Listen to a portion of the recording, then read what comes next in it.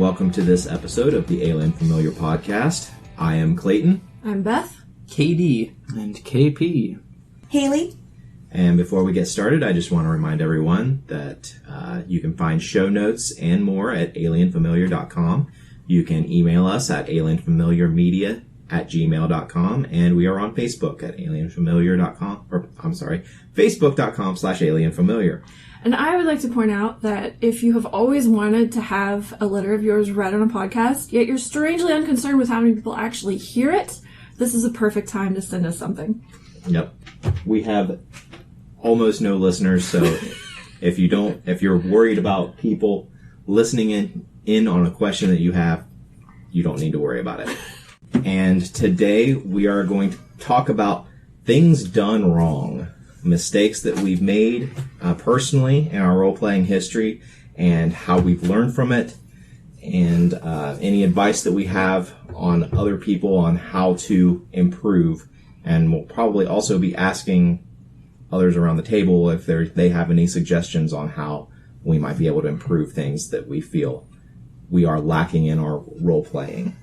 And I want to just open up everything by stating a truth that I have come to learn about running a game, and it applies to this podcast, is that there are no set of rules for running a good game.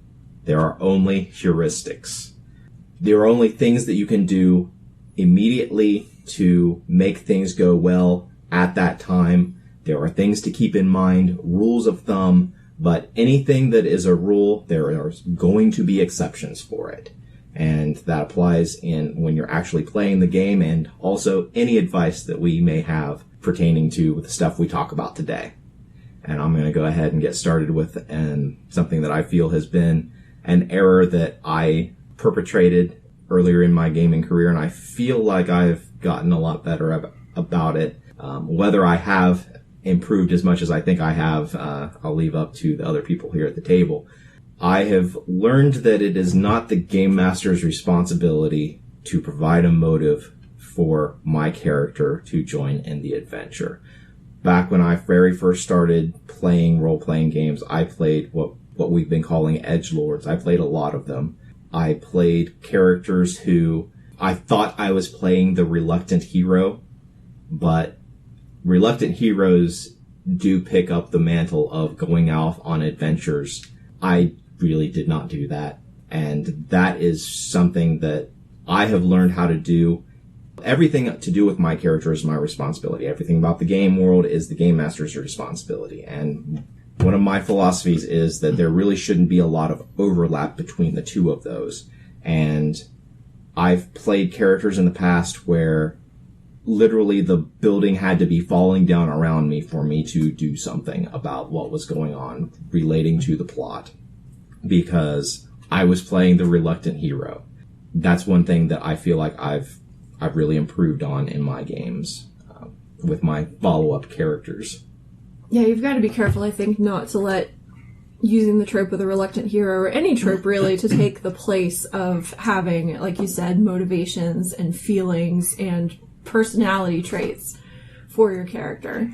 You can't, even though you might be able to sum up your character, a lot of systems require you to sum up your character in a phrase or a couple of words, but there has to be something there beyond just that.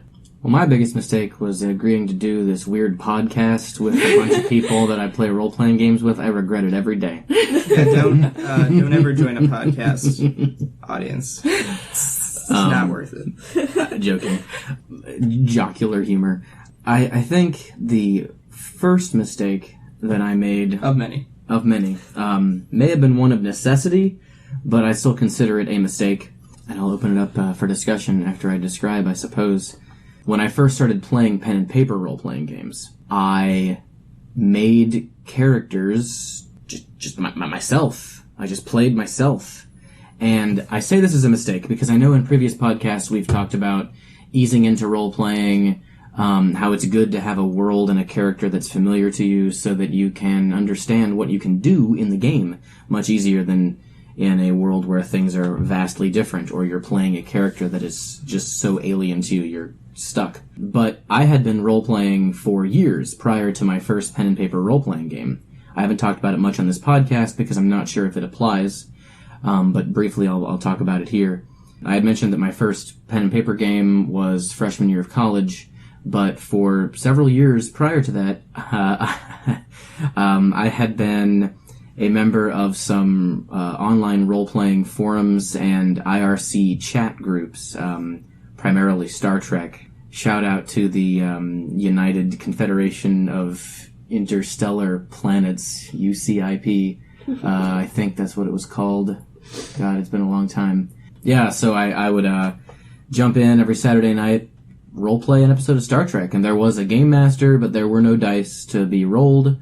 It wasn't quite like this. It's a really interesting experience. Maybe I'll talk about it sometime, but I knew better. I totally knew better. And for some reason, it was very hard for me to get out of, I don't want to call it a rut, but get out of the habit of playing myself in a game.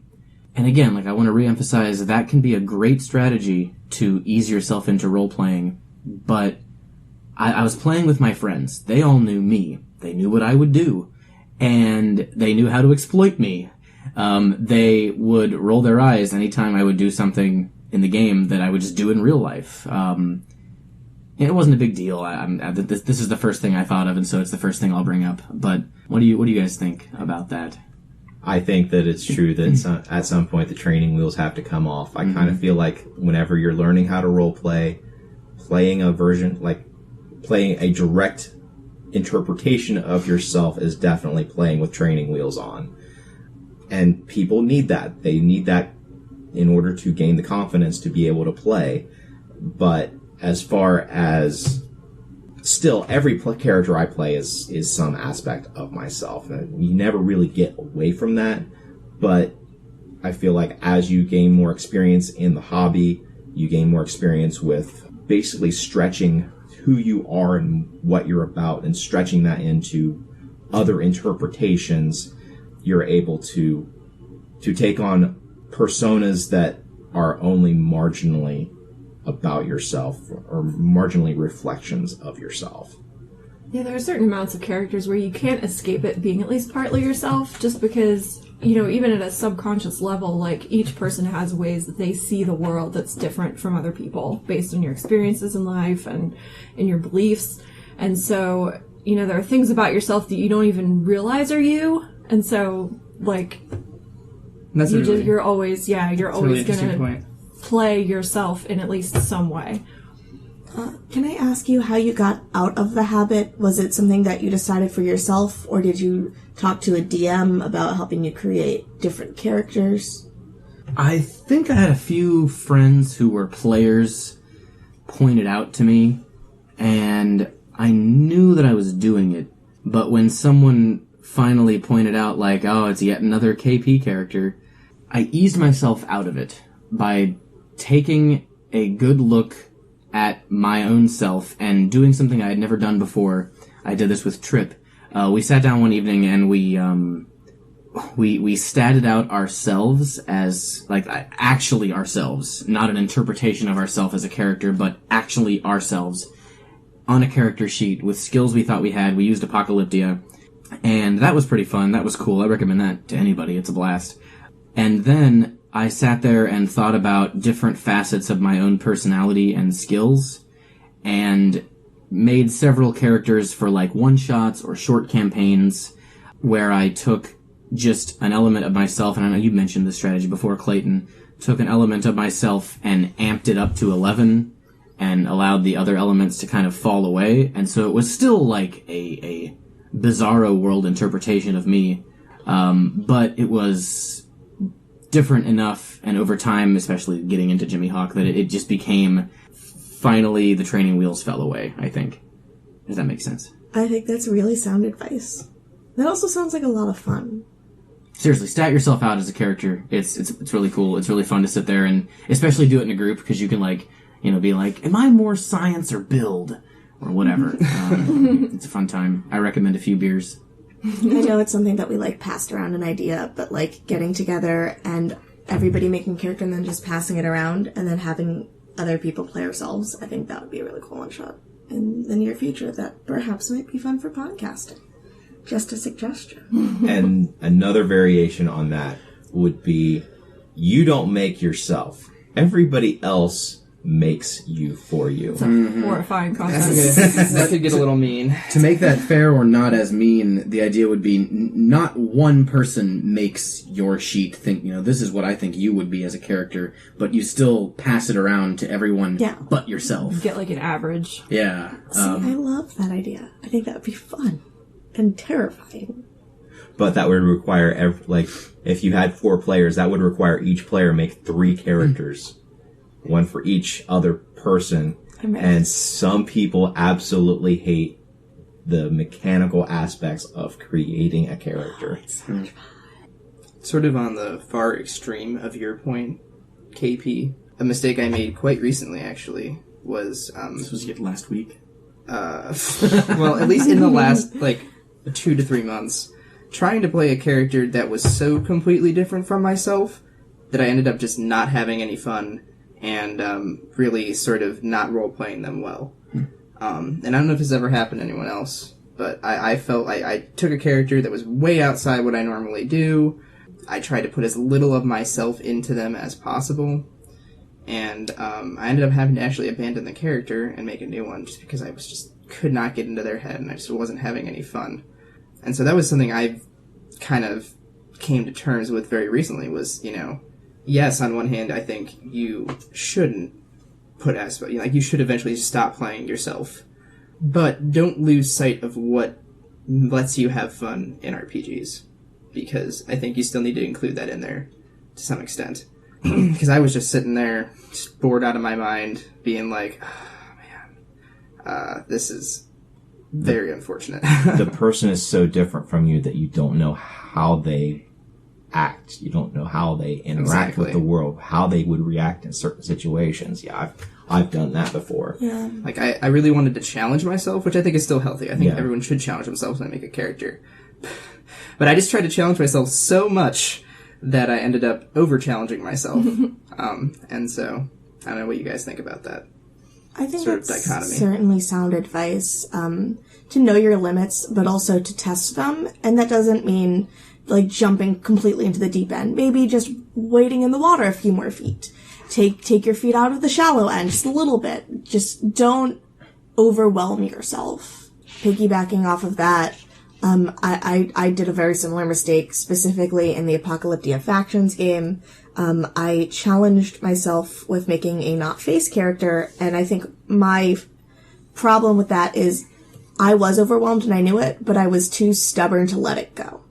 And I feel like I ruined a lot of other people's time because I, as a player, was very stubborn about challenging myself. And I think it's very important as a player to take temperature of a room. If a character isn't working, it's okay to let things go. I want to jump in and say that you didn't ruin anybody's time, Hayley. I don't know. No one's times were ruined. I don't know. I kind of felt like she took away from a lot of that campaign. She added to that campaign. Good God, all the drama around your character was awesome. Just because everybody in character wants your character dead and is going to do things to make that happen, that doesn't mean that the players are hating it. No, well, at least for me as a player, it added a lot of stress because I couldn't figure a character out. I couldn't get in her head. She was too different from me. And it frustrated me as a player, and I always felt like I frustrated other people. Well, I'm glad I didn't, but... not trying to take away from your point about yourself and the way you were feeling about that character at all. Yeah, it's okay to step away from a character. It's okay to have character deaths. It's okay to retire a character. You shouldn't stick something out just because you're stubborn. Because then you're not going to have as much fun as you could. And it's a game. You can play so many other things. So, challenge yourself, but if it's too much, it's okay to step back. That's my advice. I want to kind of bounce off a couple things you said. The first of making the analogy of wading into deeper water. That is how you're going to stretch yourself, because if you just jump right into the deep end of a character that you really don't like, is nothing like you, you don't have any other experiences yet to work in your mind how that character thinks, how they would do things.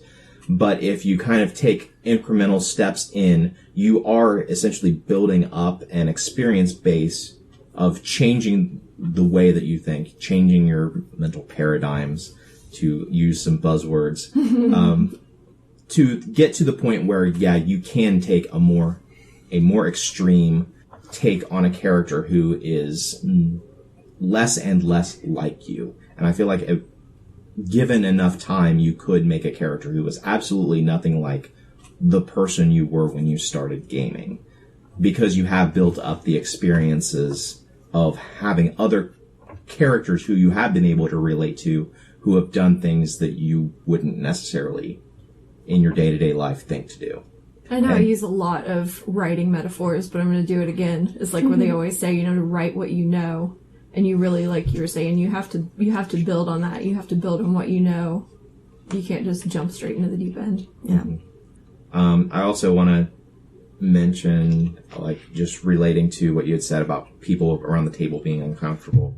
Yeah, I have been there. I've actually got 2 very solid examples of things not to do as a character. The first of which was a game where I was going to a game master for the first time. I'd never played under this person. I had met them. I'd literally just talked to them a couple of weeks beforehand because I was looking for a group. And I show up to the game, and I am playing a character who is entirely and utterly, like, sex obsessed. And my God, that was an uncomfortable session. Wasn't it, Beth? Oh my God. Did we just play 1 session with that guy, or was it 2 sessions? I want to say it was just 1. I really don't remember because it's been so long ago. But yeah, we weren't invited back. I can't imagine you ruining an invite to a group. Yep. That blows my mind. Yep. What system was it, if you remember? It was Dungeons and Dragons 3rd edition, because at the time I had, or it was 3.5, because at the time I had all the 3.5 books that had come out to that point. And the Book of Exalted Deeds had just come out. And I had built this bardic character who was completely nonviolent, completely, like, everything dumped into charisma. At first level, I had a charisma bonus of, like, no, I had like persuasion and diplomacy and bluff up to like a 17 modifier at first level. Jeez. Wow. Yeah, there was nothing I was not going to be able to talk my way into or out of. Ha ha ha ha ha. Man. It's the implication. So, I mean, you don't have to lie to us, Clayton. If you were playing Fatal, it's okay. No. You can talk about it. Who hurt you? Oh, that is not a topic for this podcast, but maybe in the future we'll bring up Fatal. Don't look it up. Listeners, just don't do it. No. I'm curious. No. I will put my foot down and say I am never running or participating in that role-playing game. I will edit this part out. I don't know. You said that before. Was there something I forgot to edit out? I'm joking. No, Okay. there were a couple times when I would like say some bullshit and be like, "Just cut all that, Clayton," and then you don't. Twice now it's happened. But did I say I would cut it? Well, A fair point. There's a social contract here, man. The other example I wanted to give was for a character who I really should have just talked to the players about what I was doing before we actually started playing, because I was a player, there were other players, and they had no idea what I was doing. What I was doing was I was playing a character who had been a villain, but was literally on the first step of reforming. He had made the decision, I want to be a better person, but didn't know how. This was an orc character who had been raised in orc culture, so orc culture is all he knew. he did not know how to be a good person in civilized lands. So he was still doing some pretty terrible things because that was all he knew. And I didn't talk to the players ahead of time to get their input and say, hey, when I do these terrible things, in character, tell my character that he's wrong. And, like, this is part of his arc to, like, learn better. Like, I want to reform, but I need help to do it. Right. And everyone was like, God, there's this asshole we're traveling with. Like, exactly. I was terrible. I was the worst player probably these people have ever played with. That was another game. This was an online game, but I was not invited back. And that's like such a good character concept. But I think that's one of the reasons why I really like how in this group we generally go around the table before we start and give like a basic rundown of our character so that people know, you know, at least as much as we want them to know what we're doing and where we're coming from. Yeah. I think that's a really good practice. Something I've done in the past is laying on too much complexity to a character. Now, obviously, I'm not saying don't build complex characters. Obviously, you should. But don't have way too much going on with a character. Don't have them be, they're just a daring sea pirate that's also the heir to a foreign kingdom and also the second son of, like, a lunar goddess or something. Do maybe 2 of those. I've definitely made the mistake of having a character that... And sometimes I do it where it'll be, I really want to be good at this skill mechanically, or I want to have this ability, but I need to explain it in my backstory. And so I end up building these just towering backstories where there's all these things going on and all these moving parts that sometimes don't mesh that well together. And how many of those backstories do you get to explain in game? Exactly. So you sort of end up having just a character that, again, it's no one would not call them complex, but maybe in the GM's case they're overwhelmed by the amount they have to work with, or you as a player find yourself, maybe your past and what you're doing in the present contradict because you have 3 different major parts to it.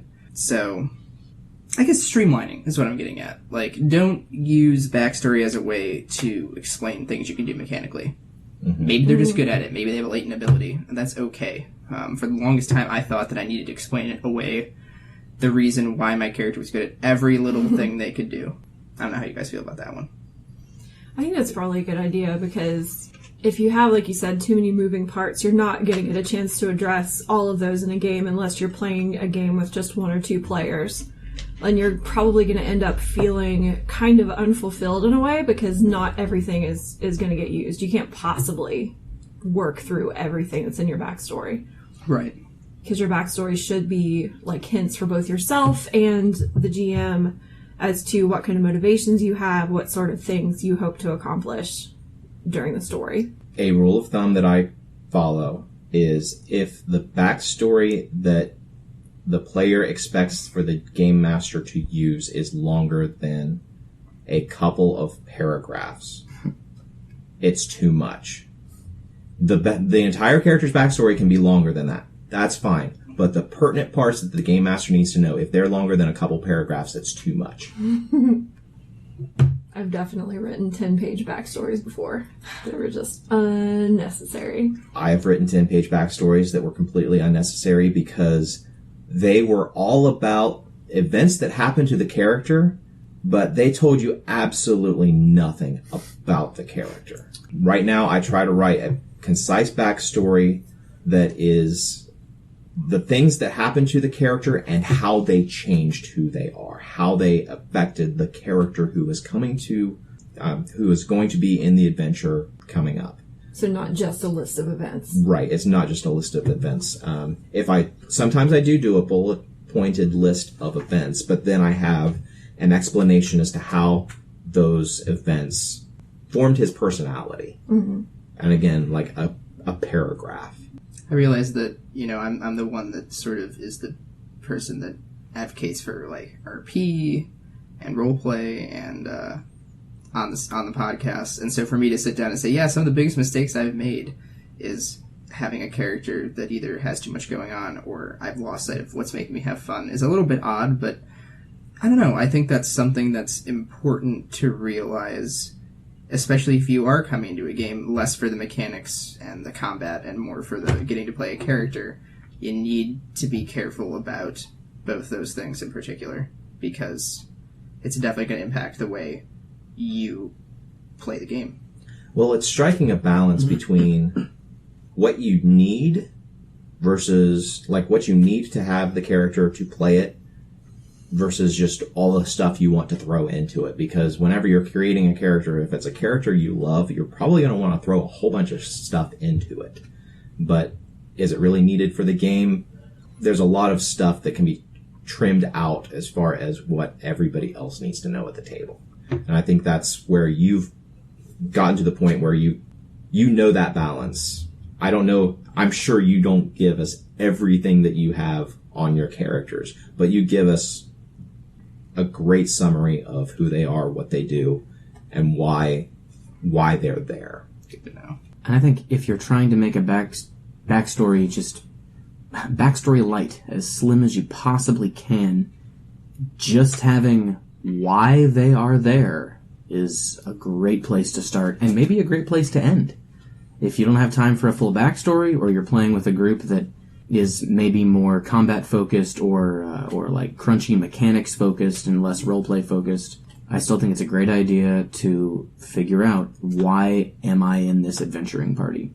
There's nothing wrong with using wanderlust or sense of adventure as a reason to be with the party for the events of the campaign.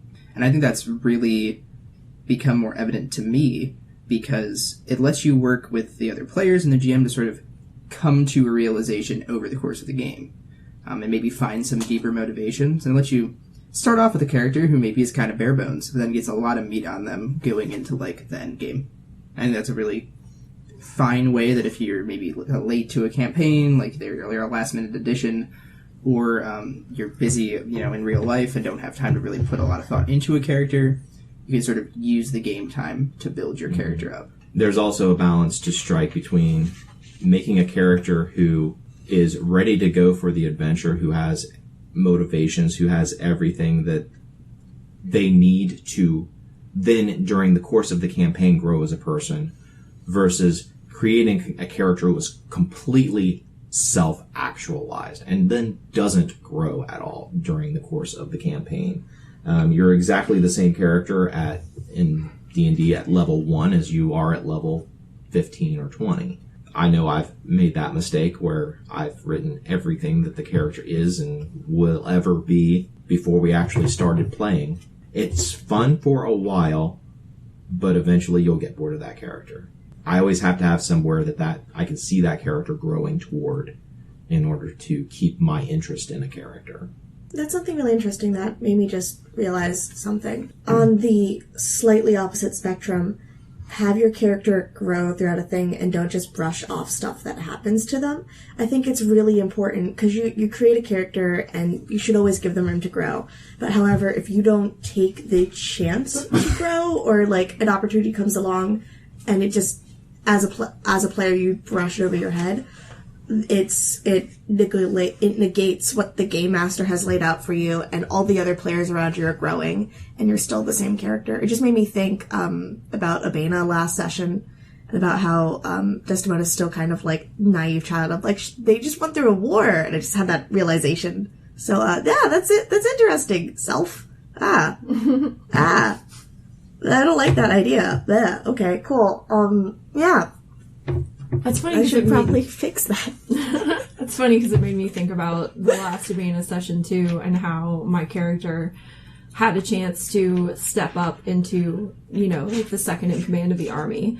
And I was like, me as a person is scared to death of doing that. My character is probably scared to death of doing that. And I was like, no, I'm just not going to do it. And then I sat there, and as I thought about it, I was like, I really should, because it's like a big character growth, like, chance. So I made myself do it. You're going to be so good. I was really surprised you ducked that opportunity. Yeah. I thought for sure you were going to take it. Yeah. Really? Well, you took it eventually. I did take it eventually. Oh, okay. Yeah. Oh, yeah, you were outside. Yeah, she changed her mind. Yeah, I changed my mind. We did Beth as second in command of the army. Yeah. KD still like Second EXO the of the wind. wind team. Yeah. Because the thought of directing everyone in any sort of large battle is like, yeah, no, but I'm going to do it anyway. You're going to do great. Extreme faith in my new captain. Here's a question that was going through my mind as Clayton was talking about self-actualized characters. How do you guys think it's best to strike that balance between playing a character who's maybe in their late 40s, early 50s, is supposed to be sort of a mentor to figures in the party, and maybe had already gone on an adventure before, is definitely like sort of a little bit past their prime, you could say, and not make them like a self-actualized character? Like, how do you strike that balance between mentor, who's somewhat wise, and, someone that's already had their story told, and now you're just hanging out with the youngins, you know what I mean? The character has to have some sort of flaw. As much as most of us here love it on Rick and Morty, Rick doesn't grow. Like he's the same character from the season 1, episode 1 as he is in the most current episodes. They make you think he's gonna grow. They're real good at that, and then he doesn't. That's a stupid show. How do you have a show where no one grows? Sorry, I just have a deep, intense hatred for Rick and Morty. Morty grows. Yeah. I would say most members of the family grow, except Rick. Yep. But at this point, Rick is kind of transhuman. We're not dealing with humanity anymore. What about Mr. Poopy Butthole? What's his character arc? Well, I mean, when he has to deal with the crippling injury and slow, painful physical therapy process to regain his strength in his legs. Yeah, that's true. I would say that he really struggles. I just wanted to say the name.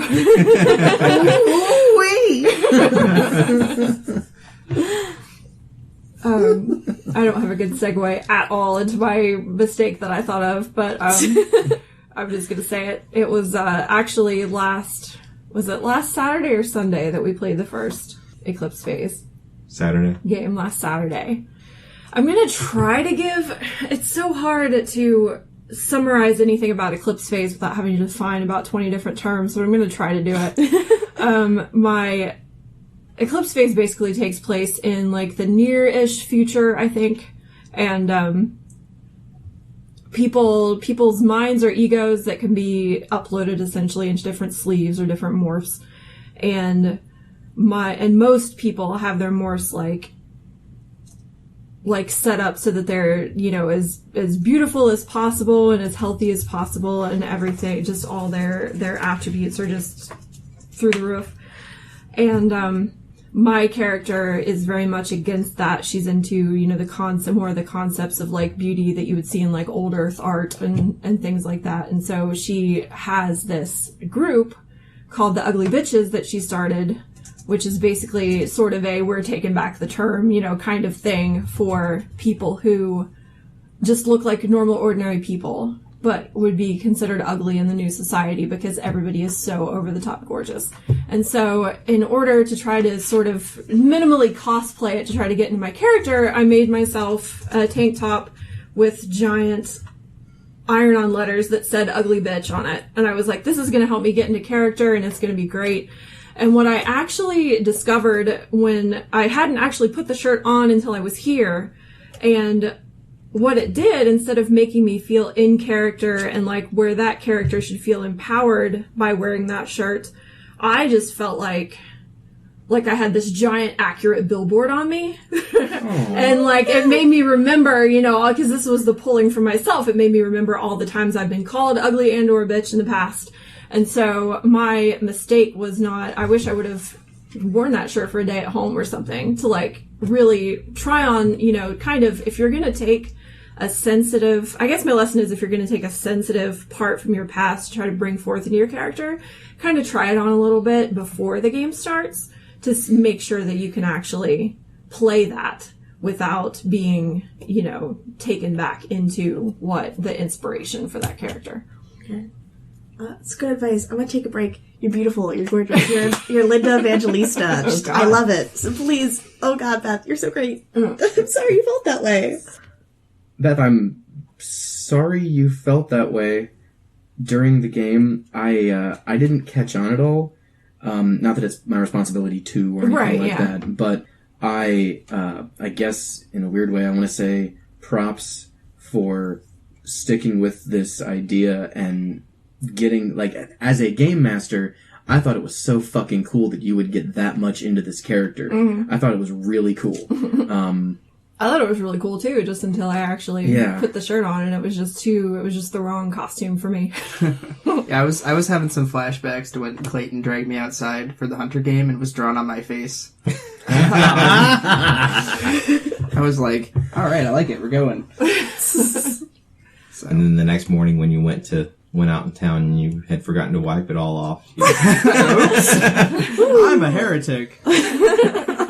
Generally speaking, I would advise people against, in almost all cases, dealing with touchy topics personally, like personal stuff, or getting into things that are too deep for you in a game environment. Like, role-playing has a whole lot of therapeutic attributes, but typically that's also with a therapist involved, somebody who's like a professional at helping people work out various things, and it works fine for some folks, but I mean it's a touchy thing, and I don't know if it's the kind of thing that a lot of people should try to go alone. It could get bad. There's all kinds of horror stories. That's where the whole D&D is Satan worship thing probably came from, is people just like getting too deep into it, identifying too much with what's going on, and it's a trippy thing that we do here, putting your ego in an artificial construct and then puppeting it around in front of other people's artificial egos that still have some of our own ego in it. You're getting into some of the deep software of human consciousness when you're doing stuff like that. So I don't know. It's there's definitely possible benefits, but also a good deal of pitfalls. So take that for what it's worth. This science and philosophy moment brought to you by Jordan. I won't go into them now, but I've had other instances in the past where I've used like very personal stuff in a character and it's worked fine, which is one of the reasons why it took me so by surprise that this didn't, and why, I said, like, try it on beforehand before you come to the game, and sometimes literally. Right, exactly. Something to piggyback off of that is, and it's like weird advice, but if a player or a DM is using something that you're uncomfortable with personally, like that's something you haven't talked about, speak up. That's a mistake I made early on in my playing history, but also I still do sometimes. Being afraid to speak up in my first game, my first campaign that I ever played in, there were several things I was incredibly uncomfortable with that was going through with my character, because the DM was like, "Oh, you're like one of the only girls that I play with, so we can do all these really cool things." I'm like, "But not every single thing has to do with sexual assault." Cool, that's fine.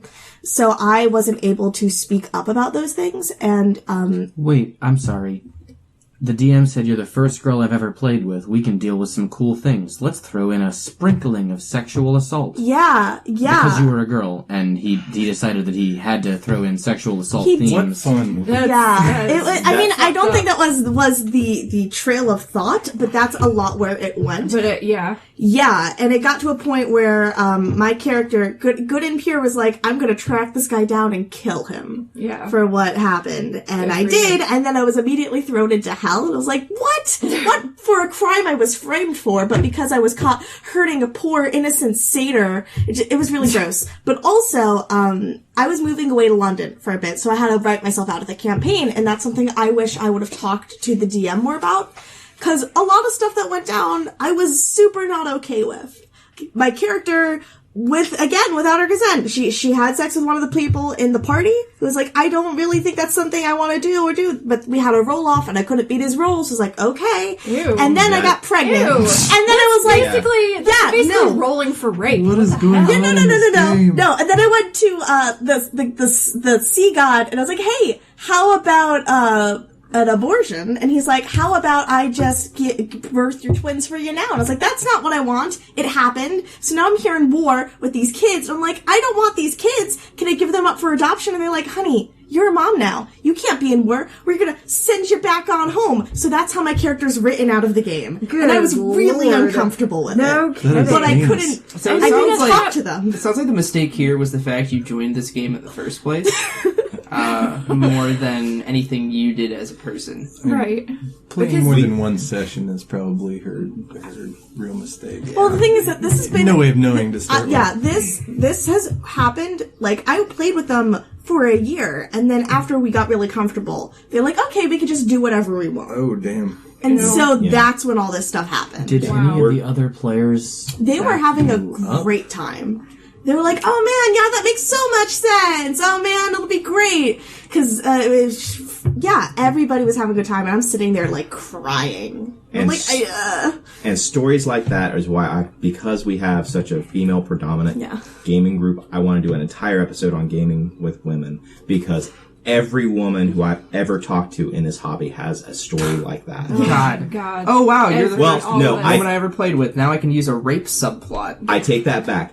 Every woman I have ever played with has multiple stories of things like that happening. Mm-hmm. Yeah, but my advice is don't take bullshit. It's okay to speak up and say, like, hey, you're being an asshole. And that's something I never did with those players, which makes me really sad, because I really enjoyed that character, and I feel like a lot of shit happened to her that I was not okay with, she was not okay with, and really wasn't helping the game that much. That's some of the most fucked up shit I have ever heard come out of a role-playing game that one of my friends has been a part of. I've read some stuff on Reddit and whatnot that's crazy, but fuck, I'm sorry. That is the worst. And also thank you for that response, because a lot of times when you tell stories like these, the response you get is, oh, you were being oversensitive. You had to have been being oversensitive to this. And it's just like a really small, minute thing, but I didn't even get to name my own kids I didn't want, because I didn't technically give birth to them. The god got to name one, and then my baby daddy got to name one. Oh my god. Yeah. Yeah, I didn't even get to name my own kids I didn't want. The NPC baby dad? Oh wait, no, this is a player. This was a player. Yep. And then I moved away to London. We just broke KP. Yeah. It's a very defeated look on his face right now. I don't understand why. Okay, like if we can try to just cleanse our minds of the sexual assault overtones there for a hot second, and imagine a world without gender where they're playing Dungeons and Dragons, and one of these genderless amorphous blobs makes the other blob do something that they don't want to do. That's just a bad way to play a game. This is right. And then we get out of this weird, terrifying nightmare Rick and Morty realm that I just envisioned and come back into our current, equally as terrifying nightmare realm that actually exists, that we live in today. and it's worse. It's bad from a gameplay perspective and a gaming perspective, and it's bad from a fucking interpersonal human being contact perspective. Like, you don't associate with these people anymore, do you? Oh, I do. What the fuck? And my game. Please don't use names. Thank you. Sorry. My friend. Used to I've like a lot talked of to him about a lot of this stuff, but the game's over. I don't associate with any of the other players. I've cut them out completely. But I do talk to the game master, although I feel like we've never talked in seriousness about what's happened. It's just because he's not a major aspect of my life anymore, and that game's over, and I have Is he people still game mastering? No. Does he intend to game master again? Probably. It is something that I will not tell you to do because it is your prerogative, but for the sake of future players, someone's got to tell this guy what he did was fucked up. Yeah. And it doesn't have to be you, but someone should. Yeah. Speak up when if you see something, say something. Oh, not that. That's the. Oh. Come on, the fucking anti-terror slogan from our airports. You're gonna bring that It's been one hell of a session, my friends. Anybody have a bright, happy transition? Not bright, happy, but I have something that I want to bounce off. One of the many things you said that we're going to be talking about on future episodes. I don't think I ever did this as a game master. I hope I never did in the early days, but I definitely saw it and I stopped. Like, I learned from seeing somebody else make the mistake of, short of magic, there is no die roll that is going to cause a player character to do something that another player character wants them to do. It always comes down to that player character's choice. We're playing these games so that we can take on these personas who have agency in the world, who make their own choices, who do what they feel is either right or what they feel they need to do in the situation, and to bring something down to a die roll and say, okay, you, as a player character, you lost that die roll against another player character, so now you have to do this thing that they want you to do, and it's completely out of your control. Yeah. I think it's fine to do the die roll. Like, if you want to try to persuade somebody to do something, I think it's okay to do a die roll, and you could even roll extremely well, but it's still up to the player as to whether they want to be persuaded by you by that roll. Like, the player basically gets to decide their own difficulty level. Right. If the player's playing somebody who is not going to believe somebody of your, race or personality or something like that, or they're not going to believe your character because of something that happened in the past, like, you can still decide, I don't care how well you roll, I'm not persuaded. Right. And that's how I've run it. In our most recent campaign, a player character wanted to convince another of something. I don't remember exactly what the situation was. I'm pretty sure, Hayley, you were involved in some way. I don't remember if the person was talking to you or you were talking to them. But whoever it was rolled phenomenally high on their persuasion roll. And I asked you, I told you, they make a very logical, a very persuasive argument. What do you do?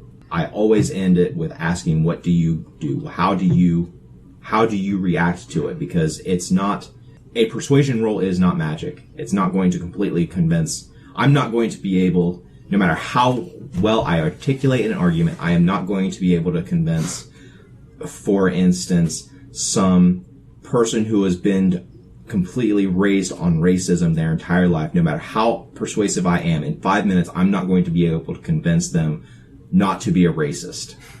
We've talked about this before, Clayton, and I'm not completely sold on what you're saying. I understand where you're coming from, and I agree with it a lot, but I've thought about it many times, and obviously in the context of this game that Hayley was talking about, that's beyond debate, clearly. But I could think of some situations where there is some kind of persuasion, some deceit, whatever, among player characters, and if you don't have some kind of role being made, it's pretty much down to whoever is the best in actual liar at the table in real life can then just automatically convince or deceive other players, speaking in character, of course, I get where you're coming from. I'm not sure, I know where you're coming from. I get the player agent, the character agency and all that stuff, but it seems like then, though, liars win by default, kind of. You know what I mean? Yes, but I've run into that, and whenever a player character is trying to convince by deception all the other players at the table of something, I will give that player, I'll tell them what they have perceived is true. If there's anything that they know that contradicts the lie. Mm-hmm. But if they're talking about something that they have no direct experience of, that's what I'm getting at, Well, lies are not magic. Yeah. Like, you can still, I can lie my ass off to you. I can convince you that the person walking down the street is in a police uniform is not actually a cop. They're just in a costume, and they are wrong, and you should beat the hell out of them. Mm-hmm. I can convince you that they are, of all of the things that are true, but I cannot convince you to go beat that person up. Right. But I think maybe what Jordan's saying is that that's the point. The deception point is kind of where the mechanics of the game start to fall apart. Because if you look at combat, we don't actually have to get up and whack the hell out of each other at the table. Our physical abilities do not come into play during combat. We just use the dice rolls.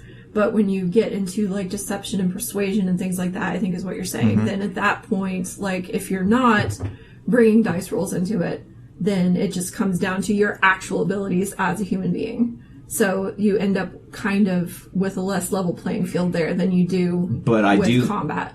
But I do ask for die rolls. Like if you're lying to all the player characters, I will ask you for your bluff skill, and then everybody else will get a sense motive. And based on their sense motive, I will give hints about what's going on. That should probably be done in secret, I guess. A lot of this, I think, that's kind of then like it just whenever reveals, you, like, you know, that's kind of like when you're make all a of a bluff sudden roll. like, well, Got me. right. That's kind of like when you tell everybody to make a perception roll, and everybody's like, "What's going on?" Something's there. Yeah. Right. little did you know, nothing was actually there. It was just Game Master messing with you. That is a funny thing to do sometimes, just randomly ask Just for perception right, rolls just to keep people on edge. I'm certain Clayton has done that before. God, that would destroy Before, a party. I've randomly, the DM was like, make a bluff roll. No reason. Yeah. I used to call for perception roll. I used to do stuff like that, like just call for perception or notice rolls whenever they weren't needed. Mm-hmm. Now, I only call for them when they are absolutely needed. Sometimes if you don't think to ask, I won't make you make a roll. If it's not a situation where your character would be actively looking, I don't ask for a roll. I just let it go. By the way, if we could step back for 1 second to the thing that you said about playing, that KD said about playing the 40s, 50s, the mentor kind of character. Since I'm pretty much playing that right now, that's true. I have thoughts. My first thought is don't. I think those characters are better as NPCs because they don't have very far to go. And also, if you're playing a game, especially in a fantasy game, that is along that monomyth kind of arc, then you need to play, the wet behind the ears kid setting off from the village for the first time to make the whole experience assumption of the narrative work really. And if not, then you get stuck in that hole that Clayton was talking about where all right, here's everything that I can already do and that's where I am. That's fine for some games, Traveler's real good at that. You're self-actualized. You're not going to be progressing very quickly. World of Darkness is also a lot like that, unless you're playing a game that spans centuries or something. But if you're doing something that's going to be on the scale of, your D&D adventure, probably shouldn't do that, because, you're going to get real bored. The amount that you're going to get better at anything is going to be a tiny fraction compared to the amount better that you get from being, some kid that's just learning stuff. +1 means so much more to a first-level character than it does to a 15th-level character. And so the degree of advancement is much more noticeable, and that goes for who the character is more abstractly as well. So I would recommend not. First, I want to say that it all depends on the system. D&D is terrible for playing characters who start out as older, because take negatives. I'm pretty sure it's not enough to overcompensate the fact that you're going from level 1 to level 20. Right. Like you said, if you're playing the monomyth type story, you want to play somebody who is ready to grow, who doesn't have a lot of things that they're already good at. But if you're not playing that type of story, I completely disagree. You should be those can be some of the most interesting players if you give them something to work with. Give them some sort of a struggle. Give them some sort of goal that they need to accomplish in order to finish growing as a person. As an example, I think of a player I played with online a couple years ago. He played a character who was elderly, and it was a phenomenal character, had a lot of fun in the game. He had a goal. He still had a goal that he had not accomplished. And his goal was, every member of my family dies in glorious combat. I still haven't, and I am getting close to being to the point where I I can't go out and do this anymore. So I have to get my butt in gear and go do that. Another thing that every character needs to have, whether they're 20 or whether they're 80, if you're going to be playing a character, you need to know what is their struggle. Mm-hmm. What are they wanting? What is available for them to grow?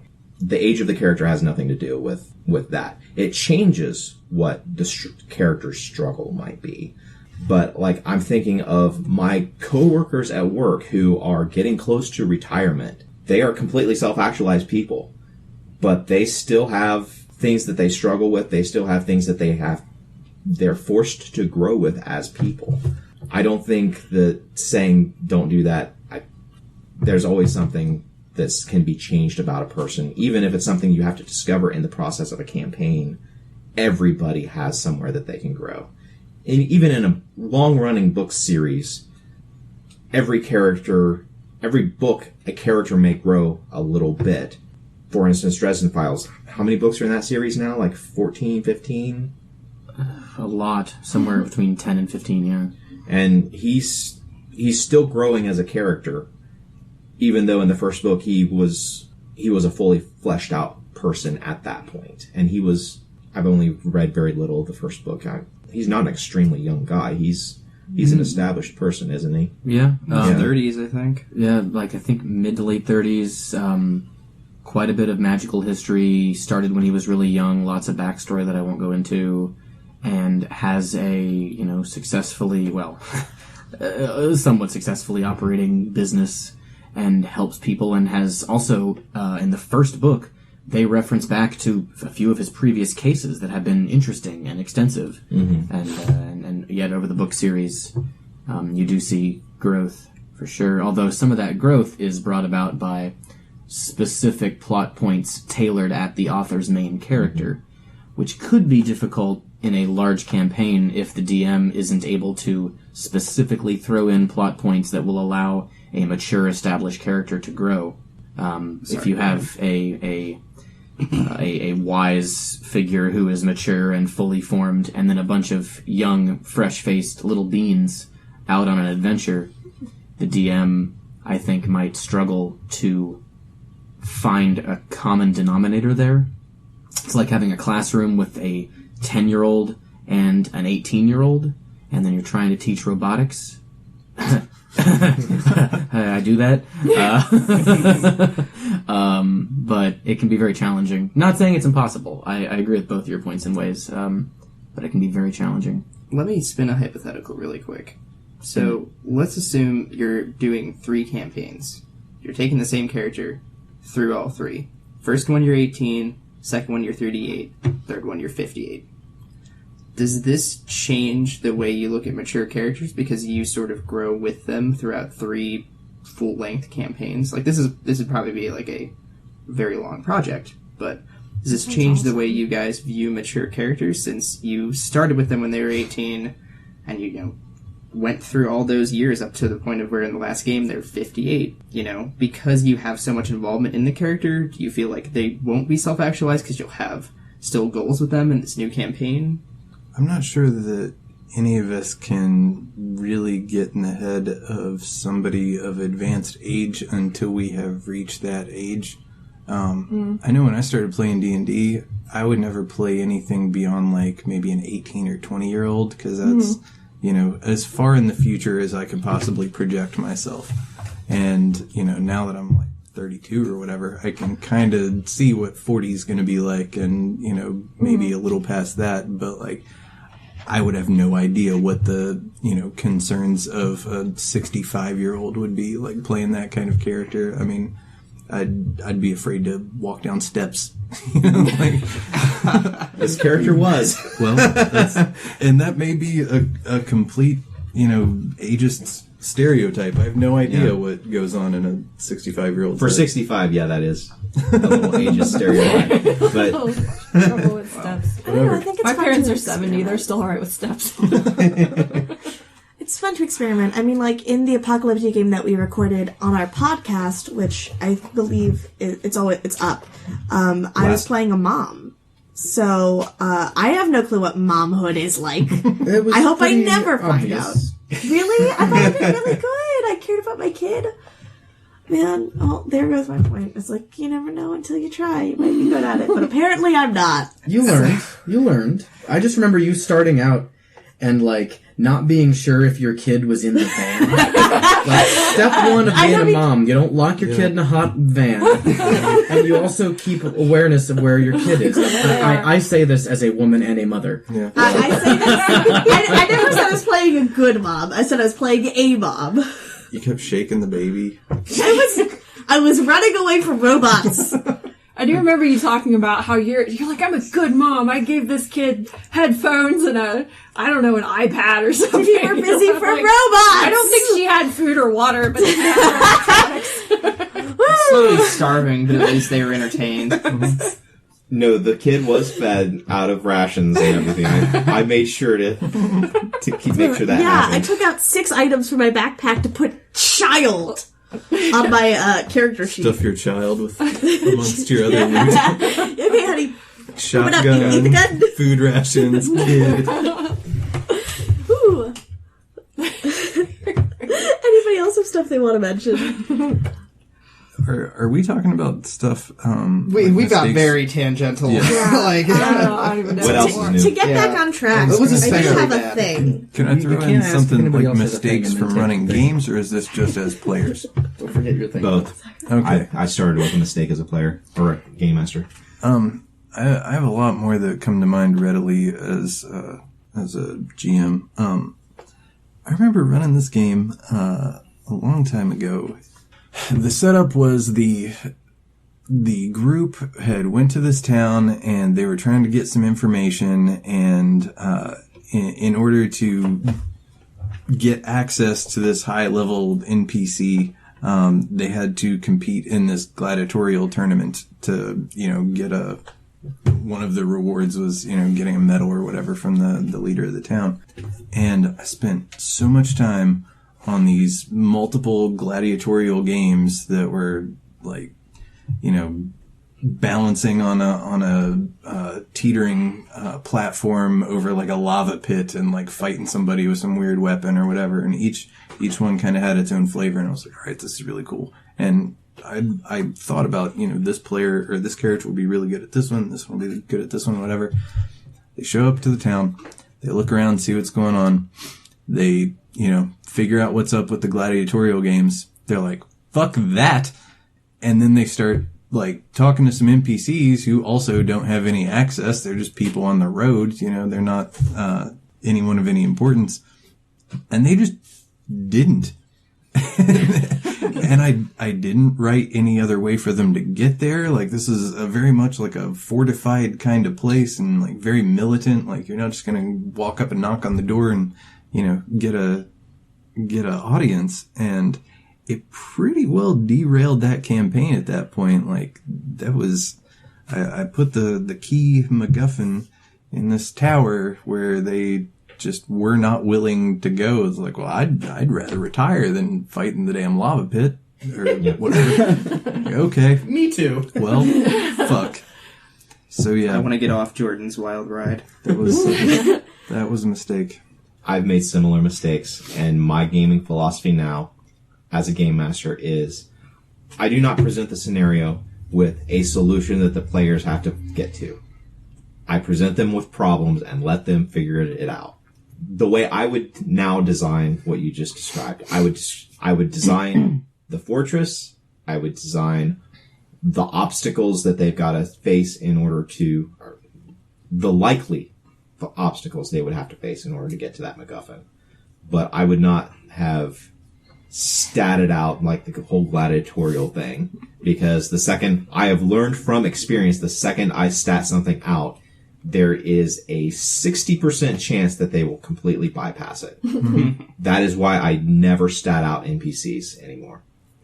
I either use somebody else's stats that I find online, or I just take a character that I got from a previous campaign and just scratch off the name and write something else in pencil. Necromantic wizard. Yes. Be careful with that. Yes. I've definitely made that mistake too. The most recent example being the Star Wars one-shot that some of the people here played in. in that it was a heist scenario, and so I sat down and planned out this huge like auditorium, and I thought that like the party was gonna like Ocean 11 it, and then we sit down in the first 10 minutes. Clayton and KP are both just like, we don't even have to go to the auditorium. And I'm like, okay, all right, well, Looks like someone didn't plan on to do Harabufu. they just Inside joke. Sorry, listeners. they just completely bypassed it, which happens, you know. Like I think that's definitely a good mistake to learn from is don't plan things because your players are smarter than you. Yes, that is a very big lesson that every game master must learn at some point, is that the 3, 4, 5 plus players sitting around the table are all always going to be smarter than you. Just one of you. It's always more brains than your Yes. brain. Yep. The power of distributed computing. But KP, that was an inside joke, but it will be an inside joke that our listeners will be in on here whenever I release that episode. Oh, good. I can't wait to listen to that. You guys record? I didn't know it was recorded. Yes. Oh, I can't Now, wait. it's going to be an interesting quality recording because Yeah. that was one of our earliest ones. It was There's some background music. Yeah. There's also a point in which I'm making food in the kitchen and jamming from like 10 feet away and yelling to the players. Woo! What a treat. Based on all I said, I've got another thing that, as a game master, you can lead a horse to water, but you can't make him drink. You can give players a plot, you can give players a way of going about accomplishing a goal, but they are beholden to no one to follow your suggestions as to how they're going to do what they decide they're going to do. Yep, that's true. Oh, another mistake I have made a couple times as a player. I'll never make it again as a player making a character. Just don't play pacifists. Just don't. It sounds like a cool idea. It sounds like, oh yeah, there'll be all kinds of, moral struggles about things or whatever. No, it's boring. It's really boring. Just don't. I've played a pacifist before. I had a good time with it, so I think that's just a subjective opinion of yours. In everything we've You said. can play a passive. That's just can I like make your Can I make opinion, an man. edit? You can play pacifist, but you can't play passive. You can play someone who will not engage in fighting, but it's someone who will always engage themselves within the party. There are some campaigns, there are some systems that it will work to play a pacifist. Playing a pacifist in a Vampire the Masquerade game, I've seen it done. Fair. It works. It can be done. The player made a single attack roll in a 24 session campaign. But Were they they using like convincing dominate others? and stuff like that though? Were they using like the social disciplines to like trick people's minds and stuff? Was that their out? Like their That was their out. Okay, But yeah, like I a can see strict pacifist, like as far as not fighting. Sure, yeah. Yeah, you can play it in certain systems. Any Dungeons and Dragons game, it is very unlikely that you're going to be able to Pretty play that hard-pressed. character. Yep. It always sucks. Despite the fact that there was a whole series of feats in the Book of Exalted Deeds in 3.5 that was designed around that, because that was what my character took whenever call back to my previous statement about playing the sex-obsessed character. Did I just have a fever, like a fever daydream? Is there a D&D book called The Book of Erotic Fantasy? It is not an officially published Wizards of the Coast product. It was published by a third-party company, and it is, although it is heralded as causing the end of the whole open gaming license thing. It wasn't the cause, but it was definitely the final nail in the coffin. Yeah, I definitely remember that is a book because I have it on here. I went into This is an awesome story. I went into the local bookstore and was talking about like how I was looking for a birthday gift for my boyfriend to the guy who was working there, and I'm like, can you show me like where your D&D books are? And he goes over, pulls the Book of Erotic Fantasy off the shelf and starts showing me the pictures, and I'm like, thanks. Wait, did you get it? No. Thank God. She got me the Book of Vile Darkness instead. Aww, true love. The better choice. Yes.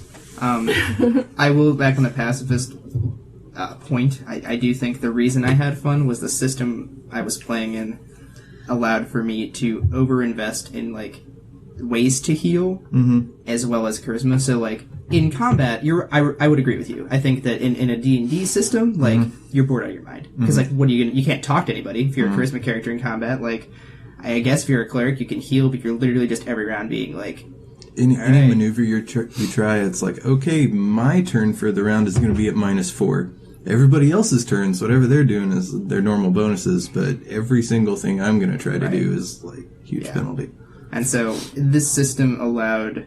It was like a variation on the superhero Savage World system, and so it let me, like, come up with weird ways to heal people where I can create, like, templates and sort of allow for, like, if people took damage, I could have, like, a passive template that would activate if someone took damage. I would be able to, you know, use the healing to buff. I don't know.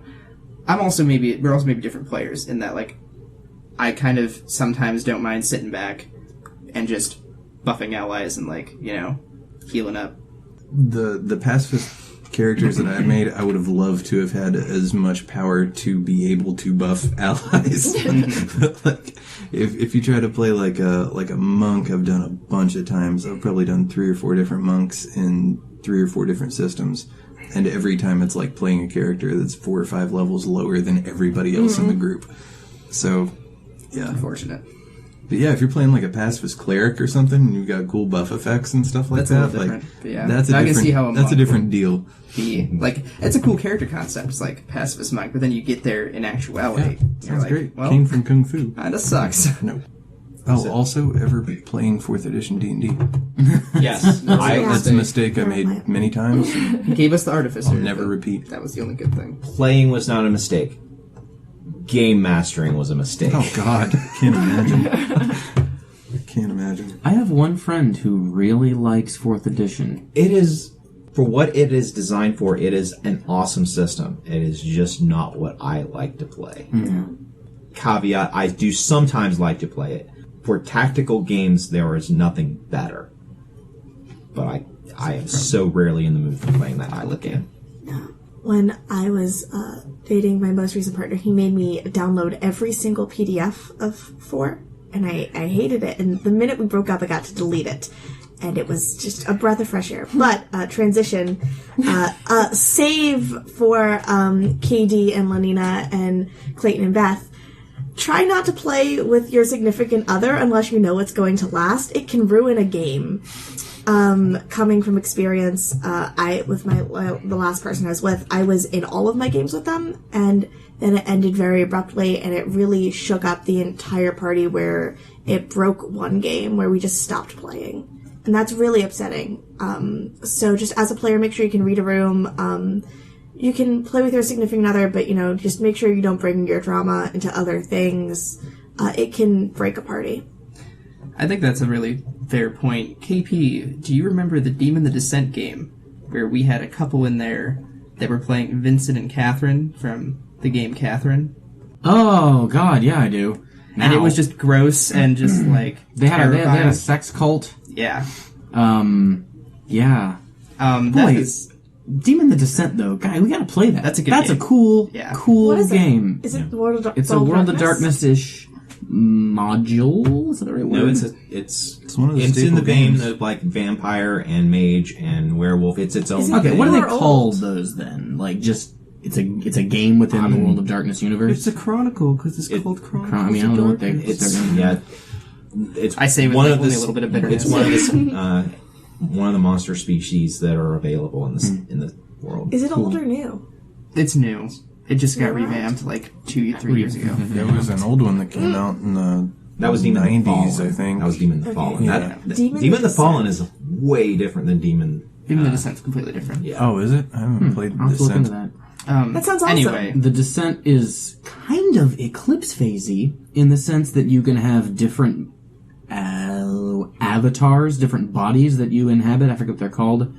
But the whole idea is that this god machine that runs everything behind the scenes has angels and servants. You were an angel. And you were an angel And who you has fallen. plug.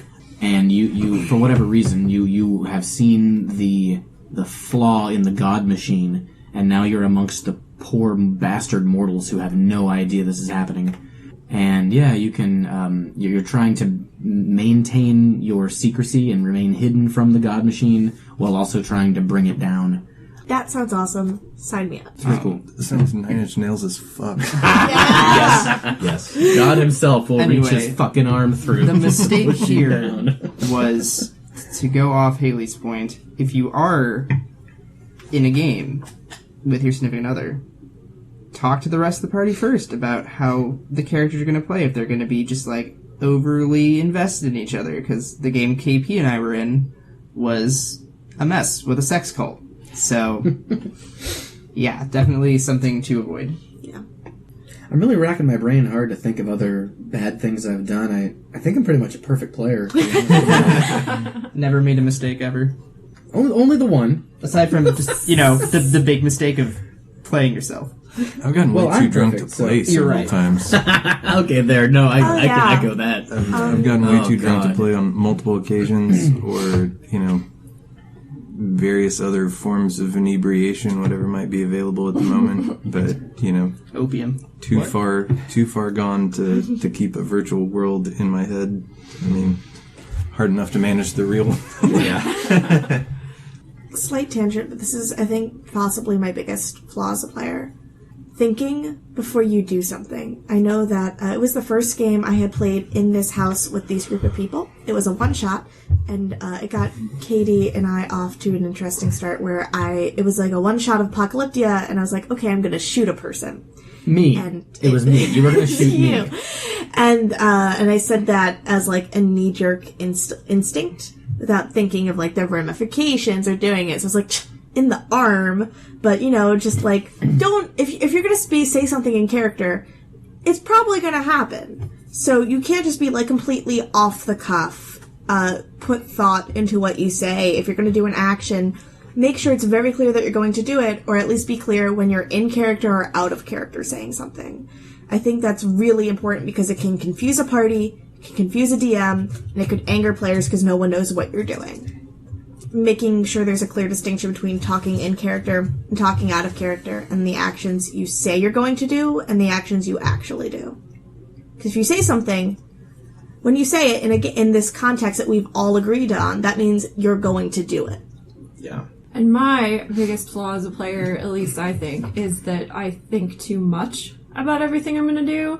So a lot of times I don't have a fully fledged thought until we're like 1 or 2 scenes later. And I'm like, oh yeah, that would have been good to do. But I'm always like, oh, should I say this, or is it stupid, or Let's just trade a little bit of the problems. just a little bit. We'll be perfect. Yeah, we just need to average out between the two of us and we'll be good. I think totally dovetailing with what both of you just said, I would say swinging too far the other direction too is a mistake, and it's one I've definitely made. Overthinking, locking yourself up into boring actions, or falling back on what would I do instead of my character. Have fun with it. Don't sit there and scrutinize everything you do, or be afraid to say something or do something. Well, also, like you said, yeah, realizing that you're part of a collective fantasy and you need to, I was going to say think before you act, but you already said that. Anyway, yeah, no, like, I've definitely shot myself in the foot with overthinking, over-planning, over-analyzing, and as a result, doing nothing. I've done that with Alkir on occasion, actually. My current character in our game we're playing now. Sometimes you just gotta let the wind take your wings. Just roll with it. Ooh. One from a GM perspective, I don't know if you mentioned this, but the game that you're running is a little tiny rowboat, and there's an optimum number of rowers in this rowboat. Too few, and you're not going to get very far, and too many, and your fucking boat sinks.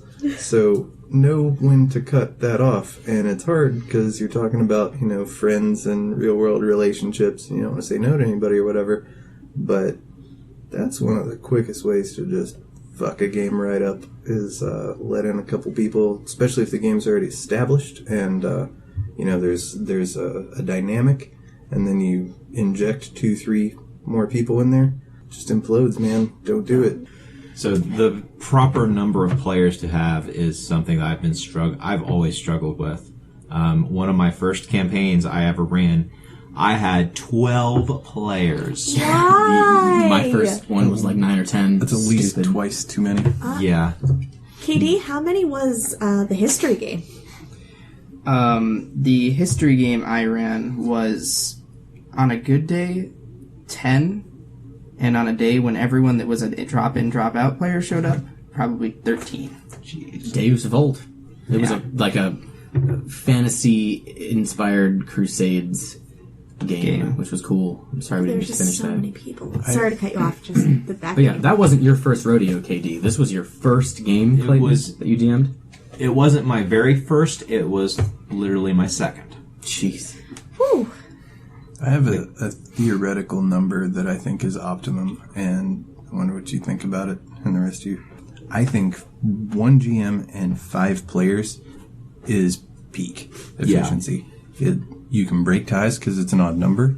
It's enough that you've got interesting characters, and there's a bunch of different interpersonal relationship vectors within that.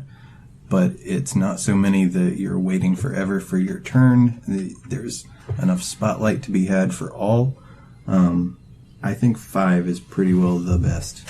It's the token Scooby-Doo number. Yeah. Any less than 3 and it's weird, and any more than 7 and you're getting unmanageable. Now, what do you feel about 4? It's the in-between. Where does 4 land? 4 locks up with ties a lot. Is it? 2 teams of 2. What do they do? I will not run a game for less than 3. And I guess my new rule is that I will not run for more than 9. Considering our Urbana game started with 9. But right now we're at 8, right? No, we're at 7 because Laura's gone as well. Gone, and Corey And doesn't Corey's have Hey, almost Laura. over here. Yeah. Laura's not dead, by the way, but just in her souls. So, very early in my role-playing game history, I fell in love with playing sandbox games, running sandbox games. This comes from playing sandbox computer games, the very first being Elder Scrolls 2, Daggerfall. And I've always loved that style of play, but oh my god, my first couple campaigns were absolute, unmitigated disasters. Because when you're in a sandbox game, you just, the world is open, you can do whatever you want. And my biggest error was I didn't give them anything to do. I got to put in those little NPCs saying, Yeah. catch the thing for me. Yeah. Yeah. I think I've gotten a lot better at that. Oh, definitely. Because I know those early games, like me and my brother and some other people were in it, and we've talked about it several times. Like, were we just horrible players, or like what happened? Because we would just sit there staring at each other, like, I don't know. Yeah, the problem was not that you didn't know what to do, is that I put you, like, sometimes quite literally on a big, vast, open plain with nothing to do. Oh, wow. which is possible in Planescape. Describe the flora and fauna just ad nauseum, Tolkien style. I love it, by the way. I would do that. And then on the reverse, giving the players too much of like an overload of things to do, Yeah. or even worse, railroading them onto something that they have to do. I'm a new GM, so I never know what's going on, but I've only encountered this once in my very short time as a GM, railroading people onto a plot. Let the players explore this world, whether it's a sandbox or it's story-oriented. It's still a world to explore. So let them have that space. Or if you're giving them too many things, don't completely put so much detail into everything. They're not going to investigate the flora fauna things, the exact species, unless that's the one thing you want to do. Rules of 3 or less, I think, are really helpful of giving them options, but not too many to overload your players into not doing anything or breaking up. Yeah, because either way, you can end up with that analysis paralysis, either because there's too little, like, to get your attention or too much. But, like, one of the things that Clayton and I have talked about a lot is, you know, a lot of the gaming podcasts say, like you were saying, don't railroad your characters. But at the same time, I feel like if you're just starting, like if it's the first game you've ever GM'd, I feel like it probably sounds really, but it probably is scary listening to some of the podcasts and hearing your characters are going to do things that you never thought of, and you're going to be able to have to be able to come up with things on the fly. And I almost think that with a new GM, like, players should be kind of open to being railroaded, to to try to give the GM a little bit of leeway, realize this is the first time they've ever done a game, and and go ahead and follow the leads that are set out for you, because you're not going to start out with that ability to improv, I don't think. Mm-hmm. Yeah, I don't know if it's just I'm really lucky or my players are just really good at reading my sad ass. But everything that I present to them, they're really enthusiastic to do, and I think it's because they really enjoy the story we're all trying to tell. But just playing with people that want to play a story, whether that's a sandbox and they want to explore that world, or there's a mystery that they want to solve, checking in with the group. And I think a lot of what we've been talking about has come to the fault of just not talking to your players, not talking to your GM, communication. A lot of the things that we've been talking about can be avoided if you just talk to each other. The next thing that I'm going to say is a mistake. I am unequivocally saying this is a mistake. So in the future, if we ever have any actual listeners, some of them will probably be pissed off about this. But it is a mistake to do random encounters. Random encounters are nothing but filler. They add nothing to the game except rolling dice. I hate random encounters personally. I used them when I started out because that's what the book said to do. The game is a story. You don't have stuff happening in stories that pertain to nothing. It's alright if the players think that an encounter is random, but everything that the characters and the players encounter in the world should build either the story, it should build the world, it should build just what is going on. There should not be just random things that just happen just so that they can happen. I hate random encounters because if they're easy enough that there's no risk to the players, then why do it in the first place? But if there is a risk to the players, you have a chance of a player dying or a character dying in a way that's horrible for the story. Like, you're going along and one of your hero, like if you were watching a movie and one of the heroes just suddenly got killed by like falling in a hole or something, you would be pissed. Like, that's horrible for the story. So that's why I feel like random encounters have the whole tradition in video game RPGs of being, you need to grind for levels. Right. This is what you do. You don't need to really do that in a tabletop pen and paper RPG. In most cases. If the players need levels, the game master can say, hey, here's some experience. Here's 3 levels. Yeah. Like, you really don't need that mechanic. Like, I think that mechanic works fine in, like, Final Fantasy VI. Right. But not in a game where you're telling a story and, that sort of thing. And heck, even if there's and you're in a session and you're like, okay, my players have been itching for some combat, we need to they've been doing a lot of RP lately and there's some people that really just want to get into a fight. Stat out a fight. Don't just, make it a random encounter, I guess is where I'm coming from. Make it have some sort of other impact on the story besides just, you're walking through the woods and 3 kobolds jump you in, rolls dice, and a mana core. Where did that come from? Like, I don't know. As a would-be game designer that built a game that heavily leverages random encounters, let me see if I can defend the random encounter a little bit. I'm going to try to help you out, Jordan. Jordan, you missed at the very beginning. I gave a caveat that these are not laws; these are heuristics. Mm-hmm. In an apocalyptic setting where it's about just survival, yes, that's when a random thing really does come in and destroy things. Really does affect, because there you're building the world with a random encounter. You're building the sense of everything has gone to shit. Just bad things happen to good people for no reason. Mm-hmm. Like, the world is random. The world is chaos. That's what, in that instance, a random encounter does build the world. But that is one of the few instances where random encounters do. I wanted to make a defense of the random encounter that was a little bit more system agnostic, though, and that was the motivation for me putting it in apocalyptic to begin with. Yes, there is that whole thing in post-apocalyptic stuff where random shit's popping off and you might catch a bullet at any moment or whatever. Yeah. But for new GMs, I think that it takes a bunch of work off of their shoulders, and a random encounter can be very trivial and boring if it's just the random encounter, but if you use it as an idea generator to build something off of it, the reason it happened can be, retconned in the DM's mind later, and it's a content generator, like you were saying. It is making filler, but if it's only ever filler, that's the DM's fault for not, after the random jump with the orcs, they go to the town and then nobody mentions that there's orcs around.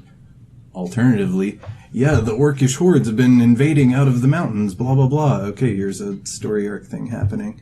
And also, sometimes players just want to go looking for trouble, and so it's cool to have something, to just throw at them that's not a statted out encounter. But I think as a random story seed generator kind of thing, it works really well. I wouldn't lean on it for an entire campaign at all, but it also helps you build the world, like you were saying. Like, I don't know where my orcs are. I just rolled a shitload of orcs. I guess they're in this valley.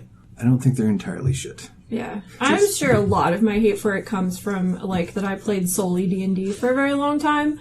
And, I mean, if you start a combat in D&D, you might as well write off the rest of your day, because you're going to be there forever. That's true. I just ended up hating combat. But in Apocalyptia, combat is very swift and deadly. And that's another thing, too, is that in Apocalyptia, a random encounter actually means something, both in terms of the world and in terms of risk to your players.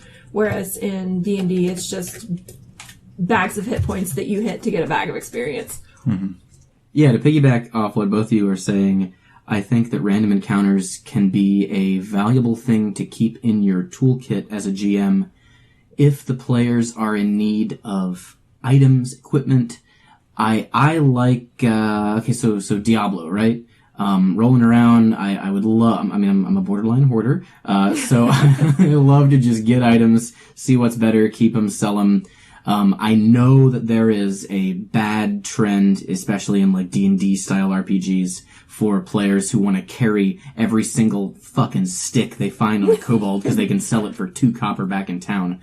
Don't allow that. It's terrible. But if the players are in need of some better equipment, a random encounter, I think, can be pretty fun to basically...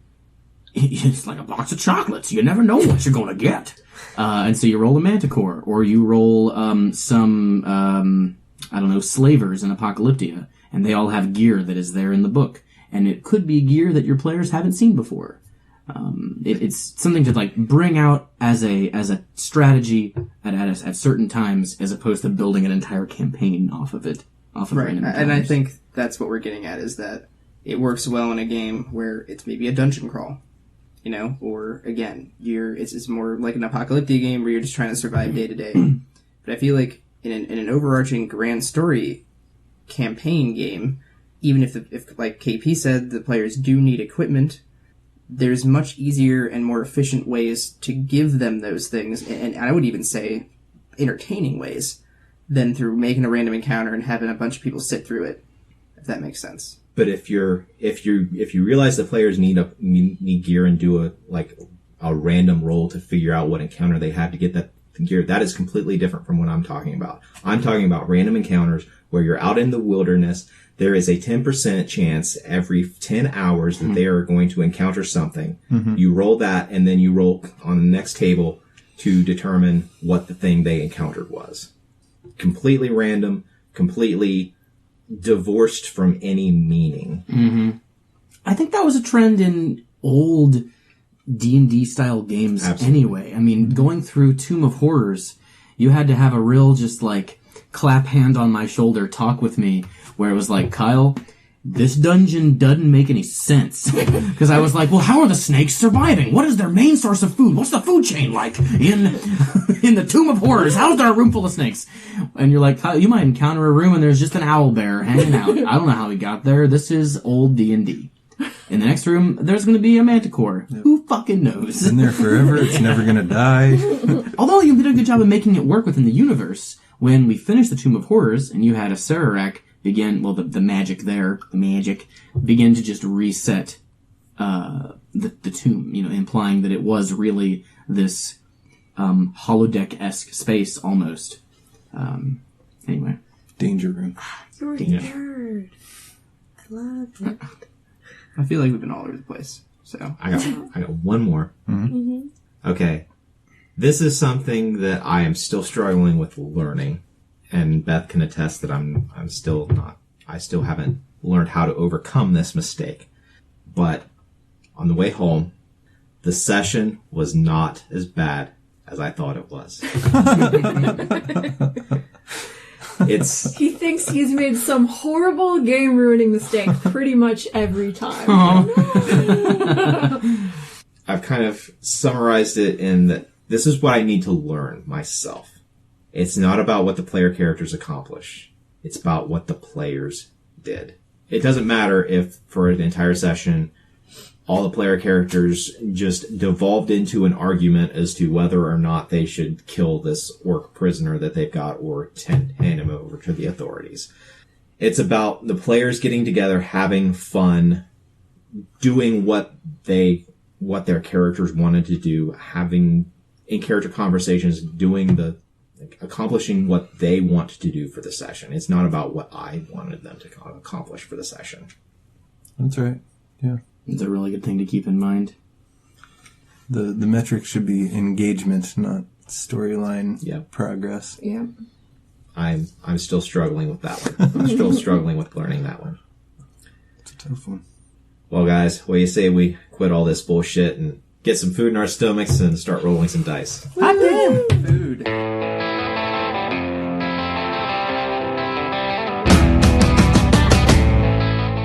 This has been a production of Alien Familiar Media. You can find past episodes and more at alienfamiliar.com. You can email us at alienfamiliarmedia@gmail.com. This production is protected under a Creative Commons Attribution No Derivatives license.